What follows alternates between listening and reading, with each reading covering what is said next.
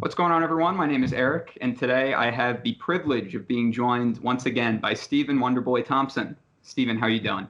Doing great, my friend. Doing great. Back home in Simpsonville, South Carolina, talking with you, my friend. It's great. It's awesome. So that was just an incredible performance that you put on against Vicente Luque. I was a little surprised to see how close the odds were in that fight. They had you as the very slight favorite.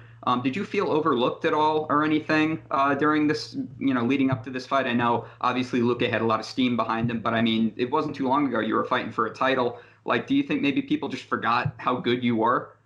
Yeah, man, it's crazy how fast people forget you. After a few losses, and they just kind of shunt you to the side a little bit. But it doesn't really bother me that much. I knew this fight coming back in, everybody's going to see the original Stephen, the OG Stephen Thompson. The fight with Darren Till didn't go very well. Ended up getting knocked out in the second round by Anthony Pettis. The Till fight, I felt like I won. Hmm. And the Anthony Pettis fight is literally one of the only fights, besides the Matt Brown fight that I felt like I actually lost.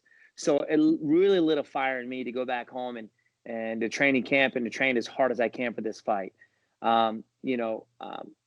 I went out there in this fight. I knew Luque was coming off of a six fight winning streak.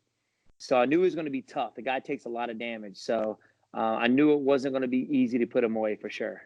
Yeah, no, definitely not. And I mean, that proved it because you threw everything in the kitchen sink at him and he just came back. Did that surprise you at all, how tough you were? Or you were kind of expecting that going in? Oh yeah, 100%. Going back and watching some of his fights, I've seen, the guy takes a lot of damage. Hmm. The guy's 27 years old. I'm 10 years older than him pretty much. I'll be 37 in February.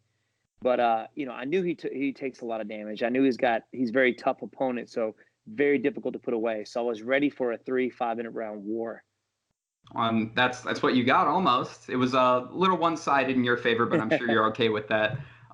Apparently, you actually broke at least one of your hands on his head. Is that true? Did you get that checked out? Yeah, I've got X-rays today. I've got a slight fracture on my left hand, and my right hand's pretty swollen. I ended up Yeah. breaking How's the this knuckle knuckle? right here. Oh, it's sunk into my hand, to be honest. I've never broken my hands before. Bringing up being a karate, old school karate guy, bringing up my dad's an old school karate guy, so Yeah. being brought up by him, I've been doing hand conditioning pretty much my whole life, which a lot of MMA fighters look over that. They don't do any hand conditioning, and if you're not careful, it will lead to the fact that you won't throw your hands as hard as you can because you're not sure if your hands will take it.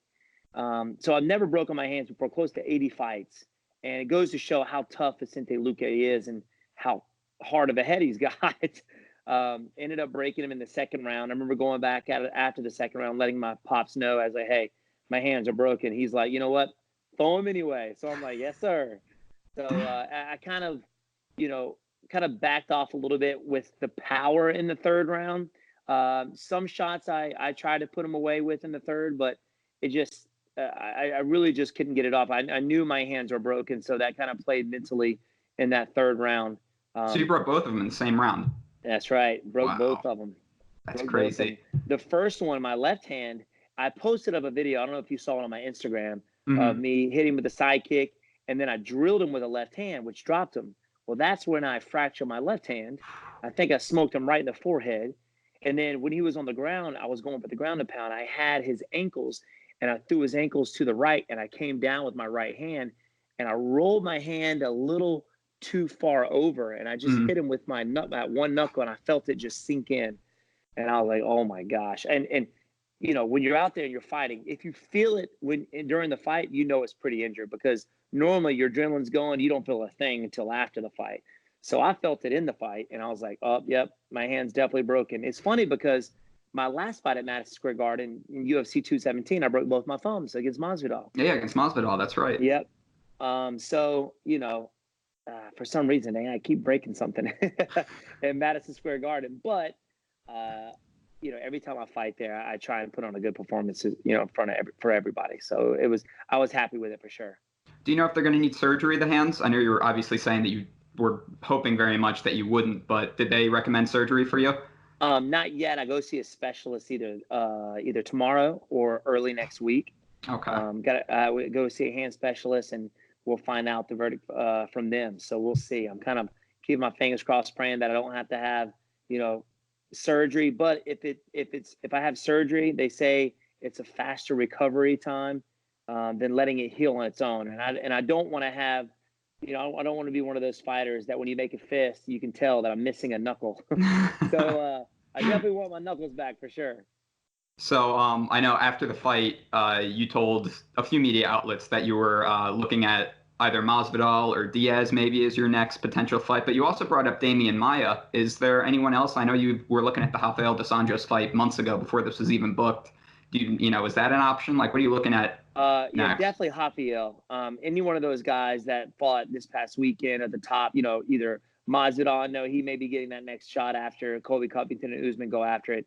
But I didn't really bring up Maia. There was other guys that were bringing up Maia. Oh yeah.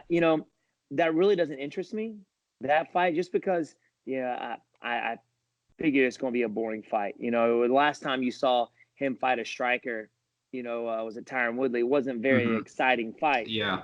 So, and I'm always looking for those exciting fights, those ones that really bring the fans in, and one of those guys that's not afraid to stand up and bang it out, which I think what the fans want to see. So, Rafael dos Anjos, I know he's very, very well rounded, but he's not afraid to keep the fight standing. I've tried to fight Robbie Lawler for the longest time. I just don't see it happening anymore. But Masvidal would be cool. I faced him once before. Diaz would be an exciting fight as well. Test my my still there would be I think an exciting fight. So right now I'm just more focused on the healing process and try and get my mind ready for that, and the verdict. I'm ready for whatever the doctor says. I'm trying to prepare myself mentally for that. So I'm ready for the worst case scenario, and that's having to have surgery. So I think getting my mind focused on that will will help with the recovery, and then after that we'll go from there. So, but yeah, Hotfield RDA would be cool, or Diaz or Masvidal would be pretty cool. So, but we'll see. Well, obviously it sucks that you broke both your hands, but your performance did earn fight of the night, which was awesome to see. I think that was undoubtedly the best fight on the card, in my opinion. Were you surprised to see that at all? Like, when did you find out that you got the $50,000 bonus?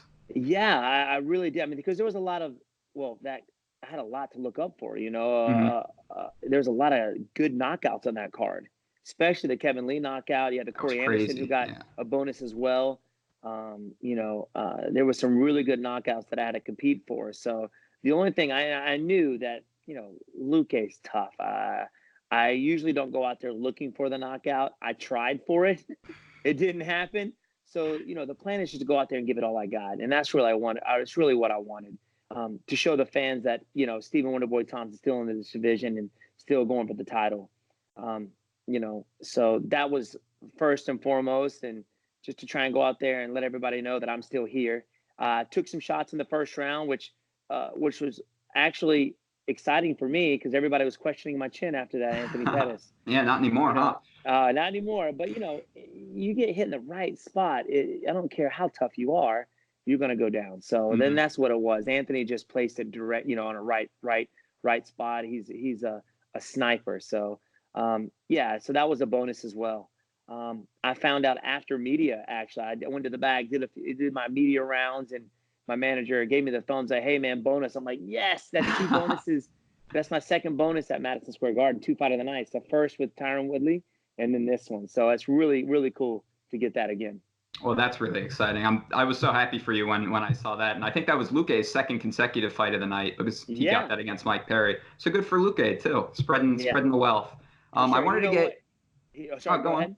No, I was going to say that Luque is definitely a freaking monster. He's a competitor, and he's a young guy, so he's got plenty of time to get back in the ropes and go for that title again. I'll definitely be. We haven't seen the last of Vicente Luque for sure. Oh yeah, he'll be back. I did want to get your opinion on obviously the main event ended it kind of controversially. At least the crowd seemed to think so. They certainly weren't happy with the doctor stoppage. What was your take on that whole situation? The fight. I think the fight definitely could have gone longer. If that was in Vegas, like everybody was saying, that fight would have definitely have finished. Nate Diaz is notorious for getting cut just because he's got a lot of scar tissue around. He takes a lot of damage, so that's a given. That's going to happen. He wasn't bleeding that much, but I think the doctor stopped it because of the cut above his eye. It was kind of hanging down a little bit. but I've seen way worse. You know, I've Hmm. seen way worse. And he was wanting to go. He was willing to keep going. So, and it was funny. I was in the back, and before they had called the fight, I know, there were some guys talking like this doctor is notorious for, you know, ending fights fairly early. I Hmm. heard that he didn't allow a lady to fight because she had seriously chapped lips or something like that. Really? So I'm like, real? I was like, wow. And then as And I soon as think they Michael said that, Chandler we called said it. too, yeah, about Michael Chandler said that that same doctor told him he had a broken leg in a Bellator fight when he didn't. So, yeah, that was a little interesting to And hear all that. yeah, so and that's the state athletic commission. That's on them. If that was in Vegas, they would have definitely let that fight go. But then again, you can't fault a doctor for taking care of a fighter. I know the guy's getting like death threats and stuff. Yeah, yeah, I did see that. So he's a little nervous. I don't know if he's used to this UFC crowd, but we can get a little crazy. So you did actually something very different, something that I haven't seen many fighters do before leading up to a fight. You vlogged your entire experience leading up to it on your YouTube channel, and I had a great time watching it. It seemed like all of your subscribers did as well. It was really cool to see you interact with them in the comments and when you did your live streams. Did that change the way that you trained at all, knowing that, you were kind of filming the whole thing and, especially with the weight cut too? Yeah, training actually stayed the same. I'm used to having like UFC embedded come in, filming my training session, things like that. They didn't come in for this fight, so we kind of did it ourselves. I wanted the fans to kind of see what it's about, to go through camp, and I would like to have done a little bit more, but we weren't able to do so. Moving from one gym to the next, we had a lot of stuff going on.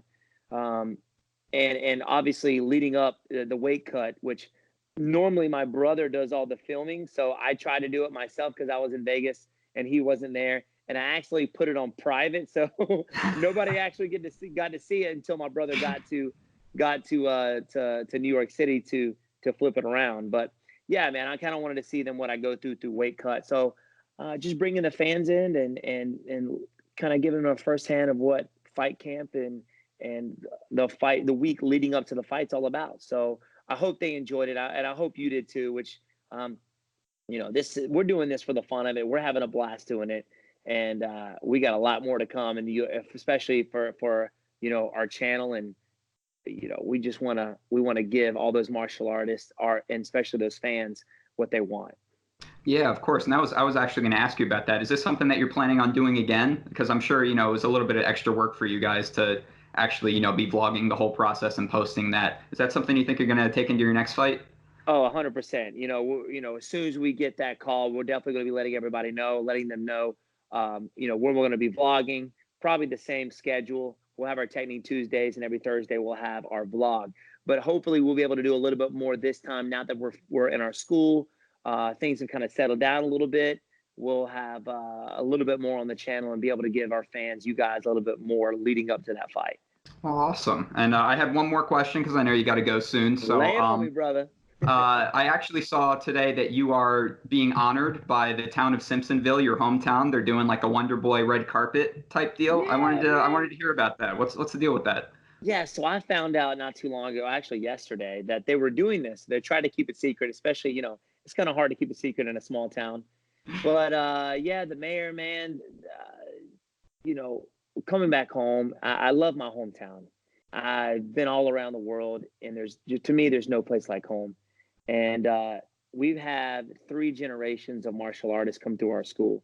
We've got grandkids of grandparents that have been there.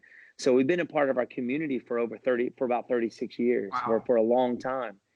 And they just kind of want to bring us out, not just me, but my family, and um, want to say thank you. They just want to tell us thank you for everything we've done for our community, for the kids. Uh, and that's what the martial arts is all about. A lot of these kids don't get the modesty, the courtesy, the respect, showing perseverance and indomitable spirit in these other sports, but through the martial arts, they get that. So they just want to say thank you. And for me, being a good role model for them in a win or in a loss. I haven't won all my fights, but being respectful and honorable in a win or a loss goes a long way. And I hope that the kids, um, when they go through that, they've seen me been through that same situation, and they'll know how to go through it themselves. So I think it's really cool, man, that the my hometown's doing that for me, and I just want to tell them that I love them very much, and I love my hometown. So I really appreciate that.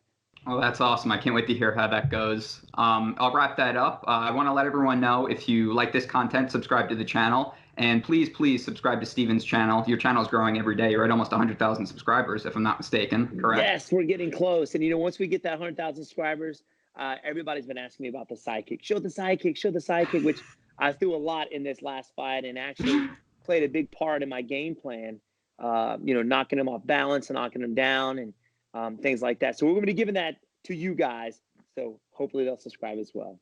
Oh, that's awesome. Thank you so much. It's always great talking to you, Steven. Anytime, my brother.